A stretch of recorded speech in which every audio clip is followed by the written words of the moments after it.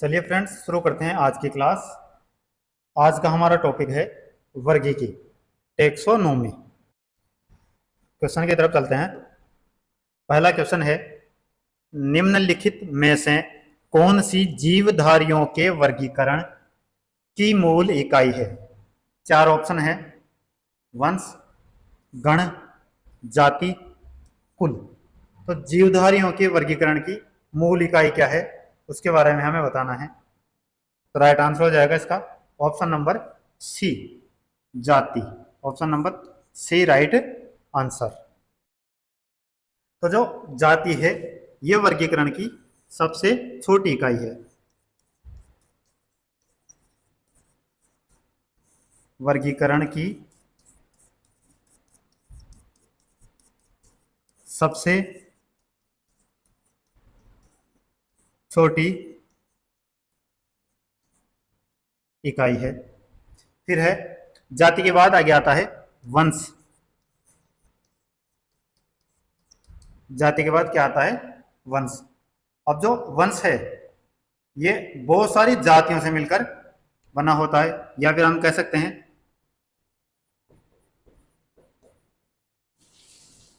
अनेक जातियां मिलकर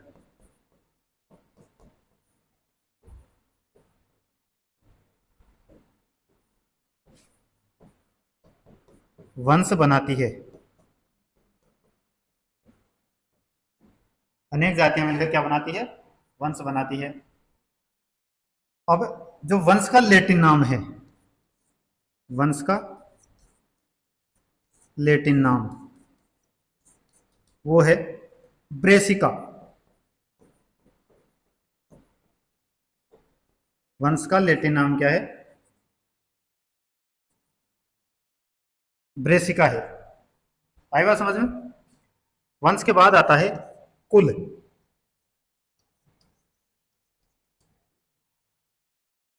तो वंश के समूह जो होते हैं वो क्या कहलाते हैं? कुल कहलाते हैं। तो इसमें हम ले सकते हैं वंश के समूह को क्या कहा जाता है? कुल कहा जाता है। और इसमें जो सेम लक्षण वाले जो जीव होते हैं या वंश होते हैं उन्हीं को ही कुल में रखा जाता है, यानी समान लक्षण वाले वंशों का समूह कह सकते हैं इसे। फिर अगला है गण। कुल हो गया, फिर है गण।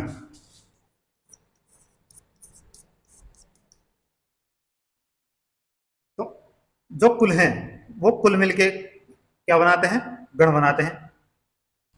यानी कि हम कह सकते हैं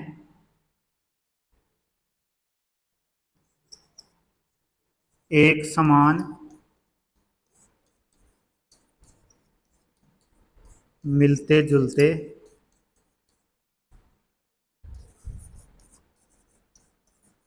कुल का समूह या एक समान लक्षण वाले कुल का समूह क्या कहलाता है? गण कहलाता है। चलें आगे। नेक्स्ट क्वेश्चन देखो, वैज्ञानिक वर्गीकरण में वर्गीकरण की मूल इकाई क्या है? ऑप्शन देखो, नस्ल, जाति, परिवार या फिर क्रम। तो अभी मैंने बताया था जो वर्गीकरण की मूल इकाई है वो क्या होगी? जाति। Option number B right answer. Next question, सजीव जीवों के वर्गीकरण की मूल इकाई रिक्त स्थान है। अलग अलग पूछा जा रहा है। देखो यहां पूछा है आरआरबी ग्रुप डी 9/10/2018 में। इसमें आरआरबी एएलपी 17/8/2018।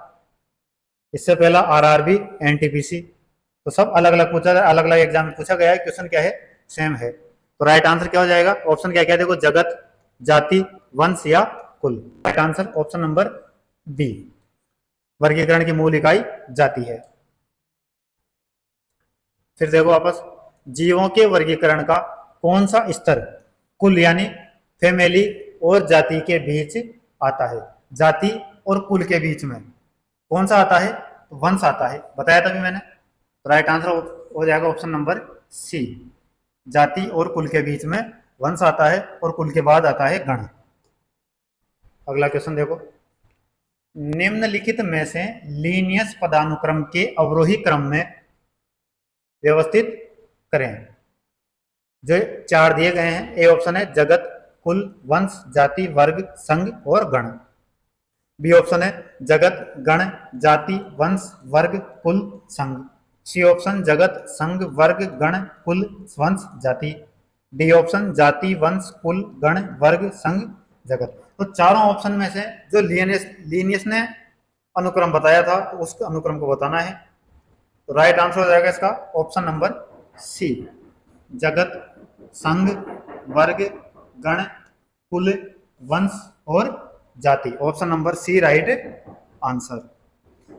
अब ये जो वर्गीकरण है, इसका सर्वप्रथम प्रयोग कहाँ किया था कार्ल लिनियस ने? तो अपनी पुस्तक में किया था। और पुस्तक का नाम क्या था? तो पुस्तक का नाम था सिस्टेमा नेचुरी। सिस्टेमा नेचुरी, जो कार्ल लिनियस ने एक पुस्तक लिखी थी, उसका नाम था सिस्टेमा नेचुरी। अगला क्वेश्चन देखो, प्राणी वर्गीकरण का पदानुक्रम निम्न में से कौन सा है? अब देखो इसमें क्या किया, इसमें जगत हटा दिया उसने और कहां से दे दिया? संघ से। तो ऑप्शन ए संघ, वर्ग, कुल, गण, प्रजाति, वंश।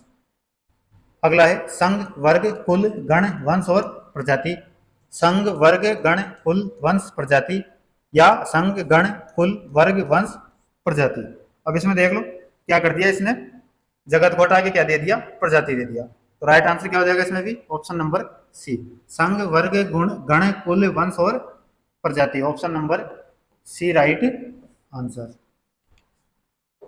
नेक्स्ट क्वेश्चन, 5 जगत प्रणाली में वर्गीकरण का मुख्य आधार रिक्त स्थान होता है। जो 5 जगत प्रणाली जो दी गई है, उसमें वर्गीकरण का मुख्य आधार क्या है? तो वो बताना है आपको। ऑप्शन है पोषण, श्वसन, उत्सर्जन और संचलन। तो राइट आंसर होगा इसका ऑप्शन नंबर ए, पोषण। जो 5 जगत प्रणाली है, उस वर्गीकरण का मुख्य आधार है पोषण।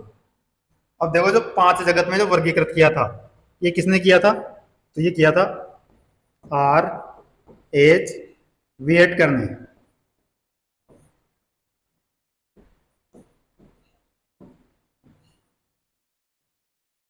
Are H Whittaker. कब किया था ये भी जानना जरूरी है। ये किया था 1969 में किया था। जगत कौन कौन से थे तो वो देख लीजिए आप।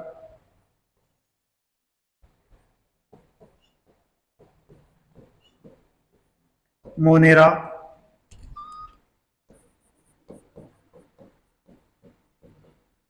प्रोटिस्टा, नेक्स्ट है फंजाई,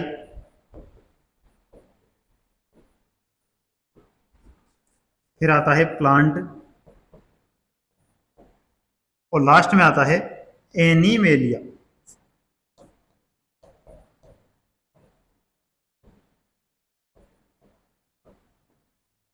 तो ये 5 जगत प्रणाली में, मतलब 5 जगत में आर एच विटेकर ने जो बांटा था, मोनेरा, प्रोटिस्टा, फंजाई, प्लांट और एनिमेलिया। चले आगे। और ये किसके आधार पर बांटा था? पोषण के आधार पर। अगला क्वेश्चन देखिए, वर्गीकरण के विभिन्न पदानुक्रमों में किस समूह में अधिकतम समान लक्षण वाले जीवों की संख्या सर्वाधिक है? तो सर्वाधिक जीवों की संख्या बतानी है समान लक्षण वाले। तो राइट आंसर क्या हो जाएगा इसमें? ऑप्शन नंबर डी, जगत यानी किंगडम। इसमें मिलेगी समान लक्षण वाले जीवों की सबसे अधिक संख्या जगत में यानी किंगडम में। नेक्स्ट क्वेश्चन, विटेकर के वर्गीकरण के अनुसार रिक्त स्थान समूह में शामिल जीवों में पूर्णतः विकसित नाभिक नहीं पाया जाता। तो पूर्णतः विकसित नाभिक किसमें नहीं पाया जाता वो पूछा गया इसमें। कवक, प्रोटिस्टा, प्लांटी या फिर मोनेरा। तो राइट आंसर होगा इसका option number D, Monera. Monera में विकसित नाभिक नहीं पाया जाता है। चलो आगे, अगला क्वेश्चन देखो, जीव जगत का 5 वर्गों में वर्गीकरण, 5 किंगडम क्लासिफिकेशन किसने किया था? अरस्तु, विटेकर, लिनियस या डार्विन? तो 5 किंगडम क्लासिफिकेशन यानी 5 जगत वर्गीकरण किसने किया था? विटेकर ने, R H. Whittaker. Next question, Whittaker द्वारा प्रतिपादित 5 किंगडम क्लासिफिकेशन में निम्न में से कौन सा समूह शामिल नहीं है? एनिमेलिया, प्रोटिस्टा, फंजाई या फिर प्रोटोजोआ? तो राइट आंसर क्या हो जाएगा इसका?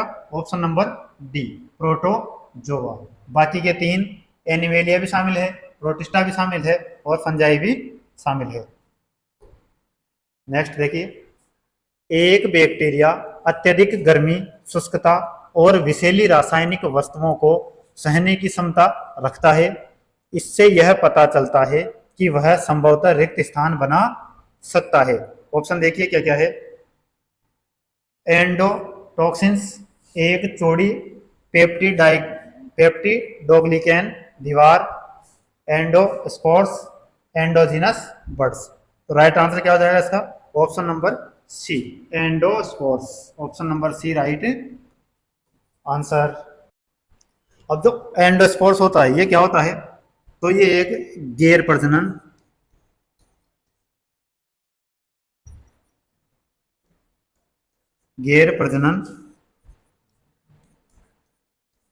कठोर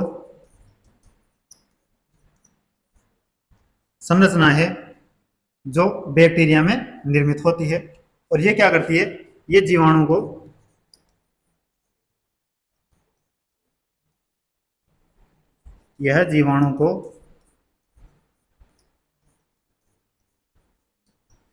प्रतिकूल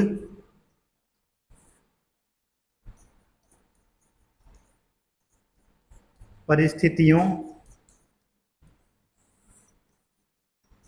से बचाता है। जो एंडोस्पोर्स होता है ये जीवाणु को प्रतिकूल परिस्थितियों से बचाता है। नेक्स्ट चलिए, निम्नलिखित में से कौन गर्म पानी के कुंडों, गहरे समुद्र, तप्त कंदराओं और अंटार्कटिका की बर्फ जैसे जीवन यापन हेतु अति जटिल निवास स्थान में भी निवास कर सकता है? ऑप्शन है विषाणु, जीवाणु, अमीबा और युग्लिना। राइट आंसर क्या हो जाएगा इसमें? ऑप्शन नंबर बी, जो जीवाणु है, इस जीवाणु को किसी भी माहौल में ले जाकर छोड़ दें हम, ये वहां पर निवास कर सकता है। नेक्स्ट क्वेश्चन, निम्नलिखित में से कौन सा नाइट्रोजन फिक्सिंग बैक्टीरिया है? नाइट्रोजन फिक्सिंग बैक्टीरिया बताना है।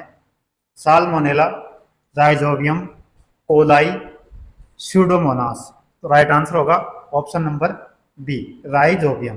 राइजोबियम क्या है? एक नाइट्रोजन फिक्सिंग बैक्टीरिया है। ये कहाँ पाया जाता है? तो ये जो दलहन फसलें होती है उनकी जड़ों में पाया जाता है। दलहन फसलों की जड़ों में पाया जाता है ये। चलो आगे, दूध को दही में बदलने के लिए किस बैक्टीरिया का प्रयोग किया जाता है? स्ट्रेप्टोमाइसिन, विब्रियो, लैक्टोबैसिलस या स्प्रिला? तो कौन सा किया जाता है? Right answer option number C, lactobacillus. जो दूध को दही में परिवर्तित करता है वो कौन सा बैक्टीरिया होता है? लैक्टोबैसिलस बैक्टीरिया होता है। चलो आगे, निम्नलिखित में से किस समूह में बैक्टीरिया जैसे प्रोकैरियोटिक कोशिका तंत्र यानी केंद्रीय पटल रहित वाले एक कोशिकीय जीव समाविष्ट होते हैं? ऑप्शन है कवक, मोनेरा, प्रोटिस्टा या फिर प्लांटी। राइट आंसर होगा इसका option number B, Monera right answer. Next question, पहला प्रकाश संश्लेषी ऑक्सीजन उत्पन्न करने वाला जीव पृथ्वी पर प्रकट हुआ था? कौन सा जीव है पहला जो प्रकाश संश्लेषी ऑक्सीजन उत्पन्न करता है? साइनोबैक्टीरिया, ब्रायोफाइट, हरित शैवाल या फिर जीवाणु? तो राइट आंसर होगा इसका ऑप्शन नंबर ए, साइनोबैक्टीरिया। साइनोबैक्टीरिया एक प्रकाश संश्लेषी ऑक्सीजन उत्पन्न करने वाला जीव है। साइनोबैक्टीरिया को अन्य किस नाम से जाना जाता है? नील हरित शैवाल, नील हरित शैवाल के नाम से भी जाना जाता है। नेक्स्ट क्वेश्चन देखिए, बेसिली ऐसे जीवाणु हैं जो रिक्त स्थान होते हैं, छड़नुमा, कामा के आकार का, गोलाकार या कुंडलित आकार? तो जो बेसिली होता है वो होता है छड़नुमा, एक छड़नुमा आकार लिए होता है, तो क्या कहा जाता है उसे? बेसिली जीवाणु। नेक्स्ट क्वेश्चन देखिए, यदि किसी जीवाणु में केवल एक सिरे पर फ्लैजेला होता है तो इसे क्या कहा जाता है? पेरिट्राइकस, मोनोट्राइकस, एम्फीट्राइकस या फिर बेसीट्राइकस? तो राइट आंसर क्या हो जाएगा इसका? Option number B, monotrichous. Monotrichous इसे कहा जाता है केवल एक सिरे पर जिसके फ्लैजेला होता है, उस जीवाणु को कहा जाता है मोनोट्राइकस। नेक्स्ट देखिए, एसेरिकिया कोलाई रिक्त स्थान में पाया जाता है। एसेरिकिया कोलाई किसमें पाया जाता है? मनुष्य की आंत, पानी, दूध या फिर मिट्टी? तो ये किसमें पाया जाता है? ये पाया जाता है मनुष्य की आंत में। Option number A right answer, मनुष्य की आंत में एसेरिकिया कोलाई पाया जाता है। अगला क्वेश्चन देखिए, निम्नलिखित में से कौन मोनेरा समूह से संबंधित नहीं है? Bacteria, diatom, cyanobacteria, mycoplasma? तो मोनेरा समूह से कौन संबंधित नहीं है? तो राइट आंसर होगा इसका ऑप्शन नंबर बी, जो डायटम है, डायटम मोनेरा समूह से संबंधित नहीं है। जो डायटम है वो कौन से समूह से संबंधित है? तो ये होता है प्रोटिस्टा समूह से या प्रोटिस्टा जगत से। प्रोटिस्टा जगत से संबंधित होता है डायटम। चलो आगे अगला क्वेश्चन देखिए, इनमें से कौन सा एक कोशिकीय जीव है? एक कोशिका वाले जीव का नाम बताना है आपको। ऑप्शन है जूं, पेरामीशियम, ब्रेड फफूंद या फिर अमरबेल? एक कोशिकीय जीव होता है वो है इनमें से पेरामीशियम। पेरामीशियम एक कोशिकीय जीव है।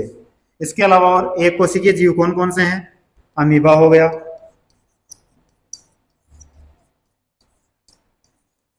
यूग्लिना हो गया, नाम ध्यान रखना हुआ इनका, पूछा जाता है एग्जाम में, और यीस्ट हो गया। ये क्या है? सारे एक कोशिकीय जीव हैं।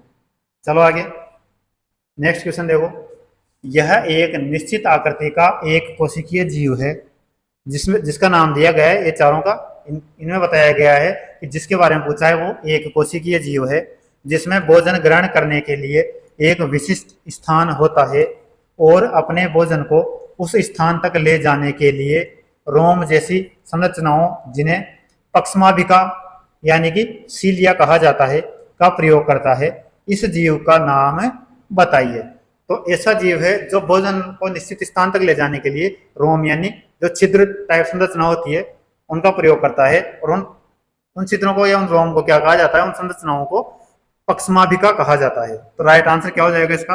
Option number B, paramecium. Option number B right answer, पेरामीशियम।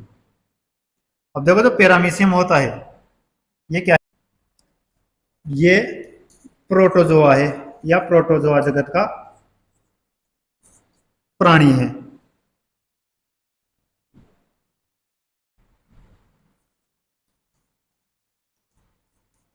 Protozoa जगत का प्राणी है और ये कहां पाया जाता है? तालाब,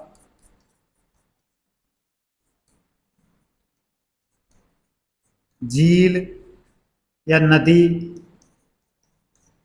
आदि के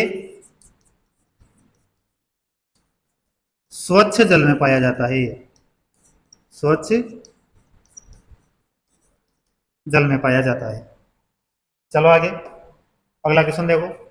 अमीबा में भोजन का ग्रहण रिक्त स्थान द्वारा होता है।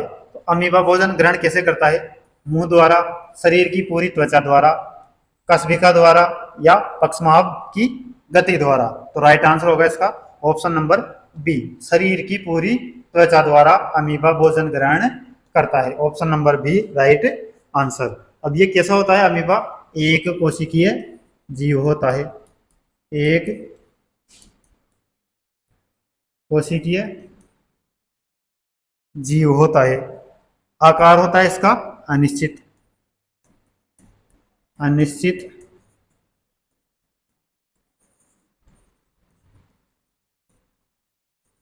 आकार का होता है। आई बात समझ में? चलो देखो क्वेश्चन है अगला। निम्नांकित चित्र अमीबा में पोषण को दर्शाता है। किस विकल्प में नामांकनों ए और बी को उनके कार्यों के साथ सम्मिलित किया गया है? ये जो चित्र दिया गया है, ये चित्र किसका दिया गया है? अमीबा में पोषण का, या अमीबा के पोषण का चित्र ये दिया गया है। तो इसमें पूछा ये ए और बी, ये ए और ये बी, ये दिए गए चार ऑप्शन हैं। इन चारों ऑप्शनों में इनके ए और बी के कार्यों को सुमेलित करना है। ऑप्शन ए क्या क्या है? ए में खाद्य रसधानी यानी भोजन अंतर्ग्रहण, और बी पादाब यानी भोजन का अवशोषण। फिर बी ऑप्शन में ए दे रखा है, जो ये ए है इसकी बात हो रही है, पादाब यानी भोजन का अंतर्ग्रहण, और बी दे रखा है खाद्य रसधानी, बी ये खाद्य रसधानी भोजन का पाचन।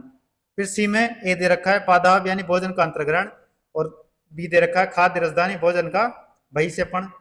डी में दे रखा है खाद्य रसधानी का मतलब भोजन का अवशोषण, और बी खाद्य रसधानी भोजन का पाचन।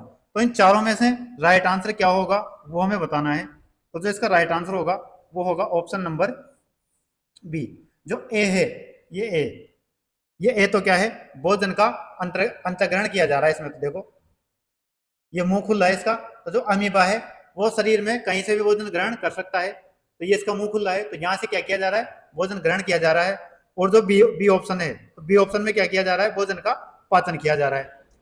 तो इसे बोलेंगे पादाब और इसे बोलेंगे खाद्य रसधानी। तो ए में पादाब और बी में खाद्य रसधानी, ये भोजन का अंतर्ग्रहण हो रहा है और यहाँ भोजन का पाचन हो रहा है। तो राइट आंसर हो जाएगा ऑप्शन नंबर बी, पादाब यानी भोजन का अंतर्ग्रहण, और खाद्य रसधानी बी ऑप्शन खाद्य रसधानी भोजन का पाचन। तो right answer option number B. जो अमीबा होता है, अमीबा में जो अमीबा भोजन ग्रहण करता है उसको पचाने के लिए कौन कौन से एंजाइम पाए जाते हैं?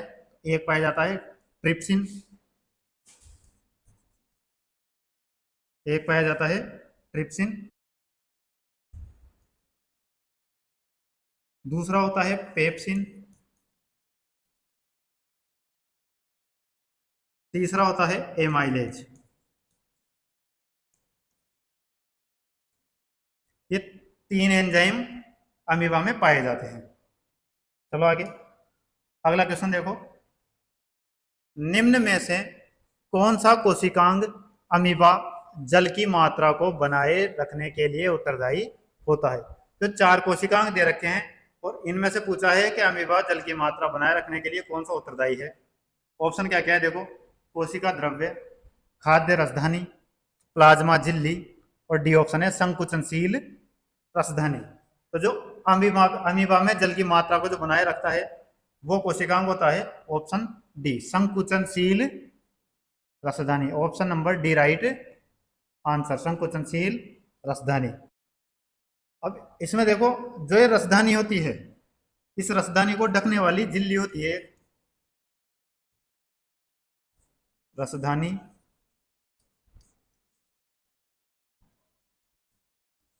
को ढकने वाली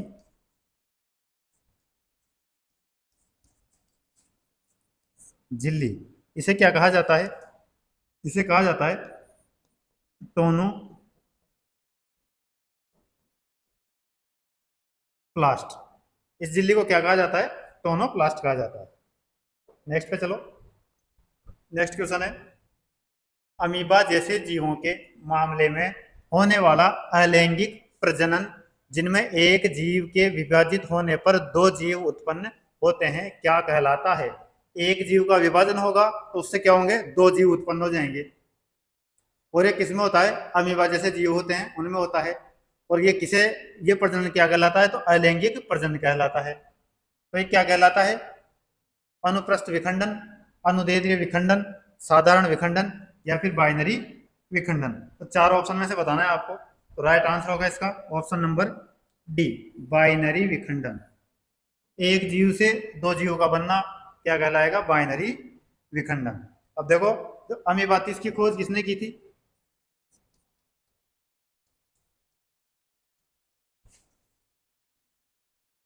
अमीबा की खोज किसने की थी? रोजेनहाफ ने। रोजेन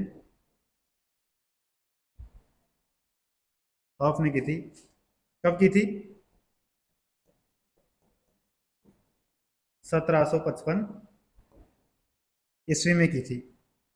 आई बात समझ में? अमीबा है, कौन से संघ का प्राणी है ये? तो ये है प्रोटोजोआ।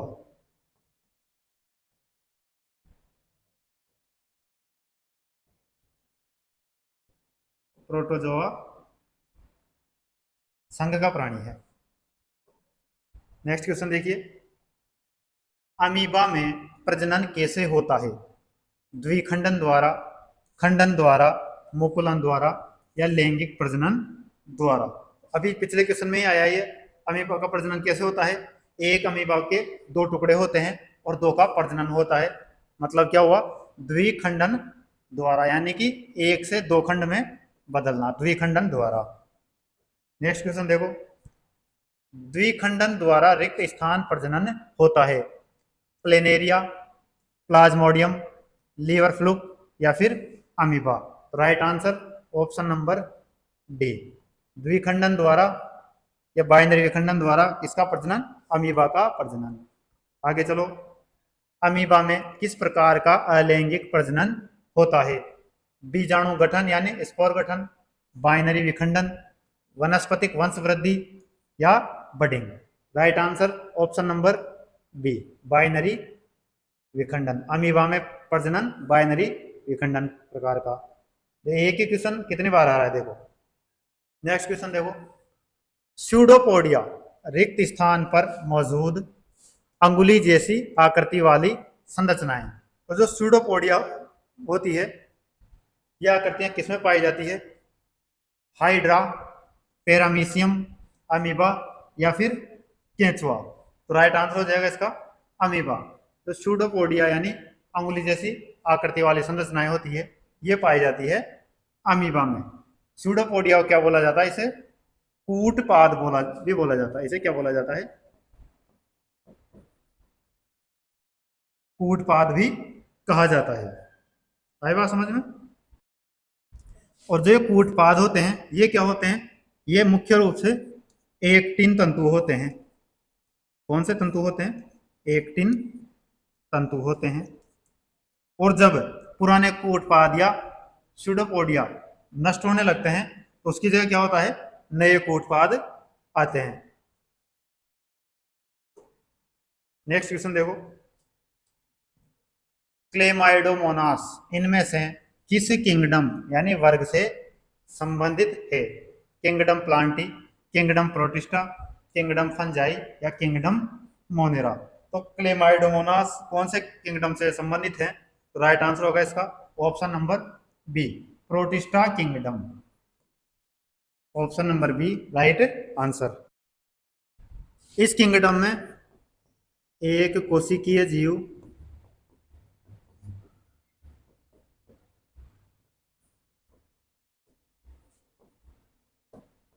यूकेरियो,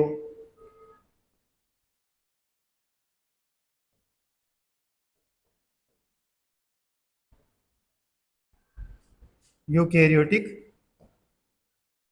जीव आते हैं। इन जीवों में जो श्वसन अंग होता है, इन जीवों का श्वसन अंग वो क्या होता है? माइटोकॉन्ड्रिया।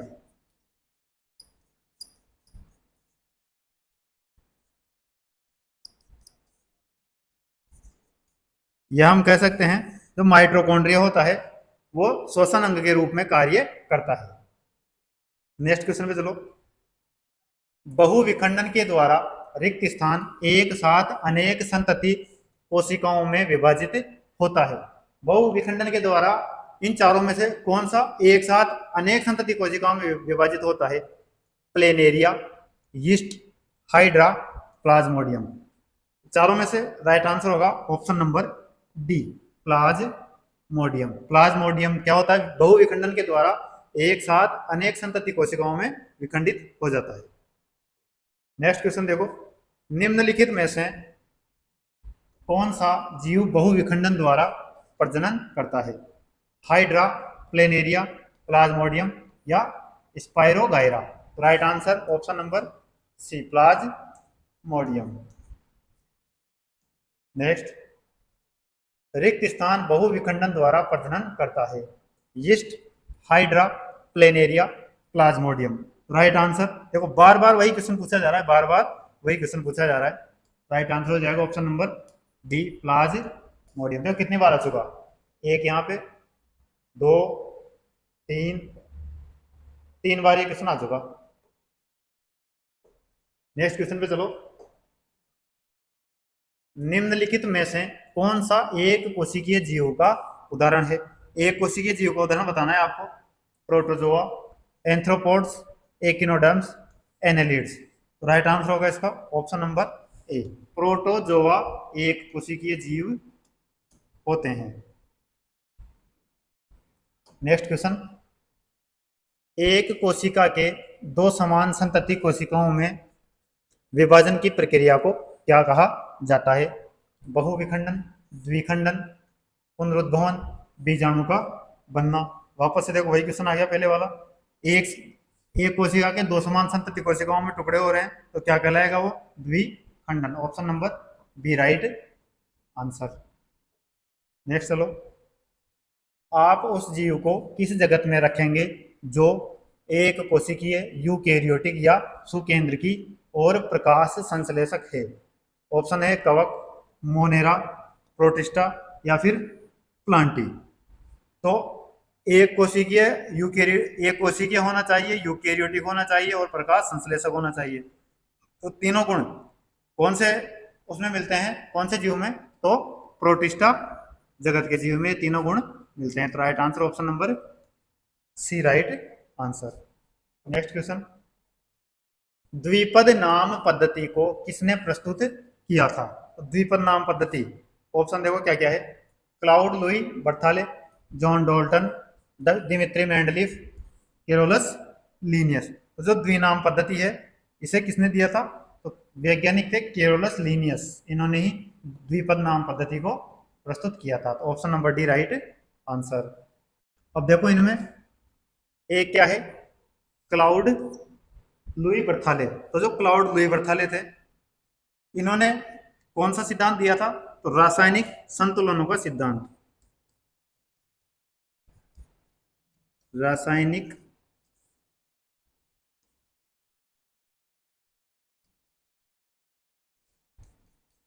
संतुलनों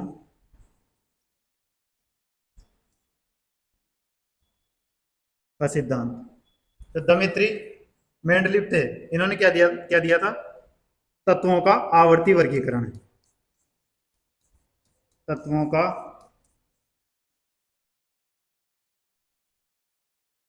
आवर्ती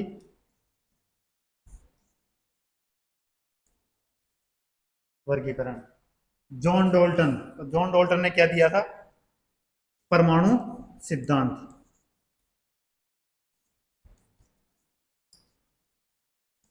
जिसे डॉल्टन का परमाणु सिद्धांत भी कहा जाता है। नेक्स्ट क्वेश्चन पे चलो। जीवों के वैज्ञानिक नामकरण की पद्धति किसके द्वारा शुरू की गई थी? तो जीवों के वैज्ञानिक नामकरण की पद्धति किसके द्वारा? एंजेल कैब्रेरा, जॉर्ज केली, एलेक्सिस कैरेल, केरोलस लीनियस।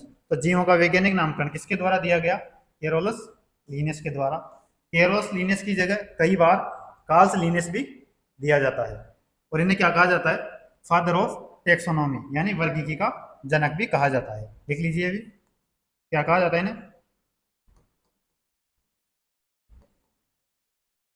वर्गीकी का जनक कहा जाता है। नेक्स्ट क्वेश्चन देखिए, इनमें से किसे जीव जगत की सभी प्रजातियों के द्विपद नाम पद्धति का जनक माना जाता है? द्विपद नाम पद्धति का जनक बताना है आपको, किसे कहा जाता है?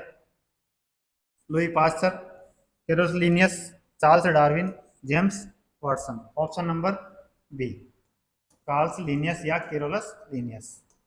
नेक्स्ट क्वेश्चन, कार्ल लीनियस को किस रूप में जाना जाता है? Father of taxonomy, father of plant, father of atom, father of animal science. तो किस नाम से? Option number A, father of taxonomy. Option number A right answer. Next question, किसे फादर ऑफ टेक्सोनॉमी के रूप में जाना जाता है? देखो बार बार से, Mendel, Whittaker, Carl Darwin, H R. Whittaker, Carl Linnaeus.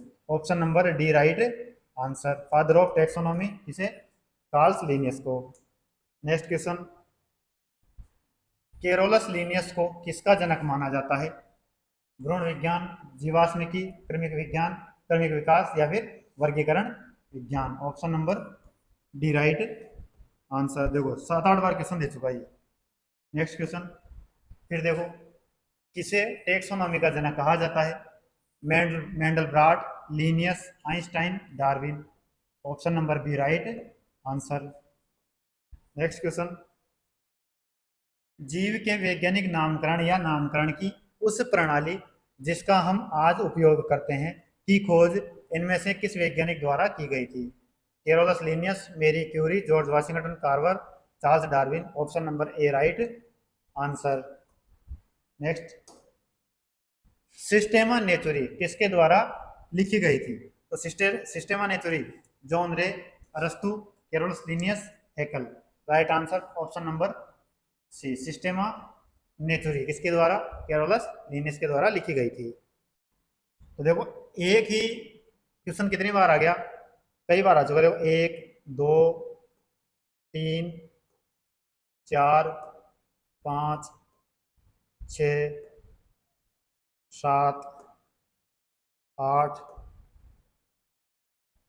9 बार क्वेश्चन आ गया ये देखो। तो बार बार से दोहरा दोहरा किसी क्वेश्चन को अलग अलग एग्जाम में पूछा जा रहा है, तो बहुत इंपॉर्टेंट क्वेश्चन है ये। तो आज की क्लास को यही समाप्त करते हैं। जो क्लास की पीडीएफ है वो आपको हमारे टेलीग्राम चैनल पे मिल जाएगी, और टेलीग्राम का लिंक या तो कमेंट बॉक्स में मिल सकता है आपको, नहीं तो डिस्क्रिप्शन में अवश्य रूप से मिल जाएगा। तो आप वहाँ से इसकी पीडीएफ डाउनलोड कर सकते हैं और आपकी तैयारी को और अधिक अच्छी कर सकते हैं। धन्यवाद।